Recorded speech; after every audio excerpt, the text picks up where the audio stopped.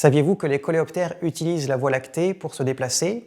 Aujourd'hui, ils sont pénalisés par les éclairages artificiels qui forment une pollution lumineuse et qui impactent de très nombreux organismes.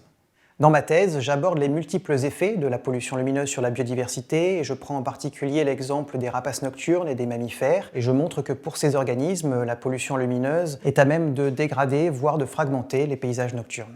Un exemple facile à observer est celui des insectes qui s'agglutinent autour des lampes l'été quand on les allume parce qu'ils sont piégés. Effectivement, les éclairages artificiels vont constituer les nouveaux points lumineux dans l'environnement qui vont parfois former des leurres et attirer les animaux au mauvais endroit. On sait par exemple que les oiseaux migrateurs, quand ils font leur migration la nuit, ils vont être déviés de leur trajectoire par les buildings, les tours de télécommunications ou les phares maritimes.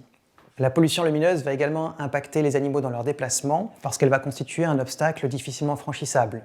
En effet, les zones éclairées vont être évitées par de nombreux animaux qui vont considérer qu'être dans la lumière, c'est une prise de risque, notamment par rapport aux prédateurs qui pourraient les voir.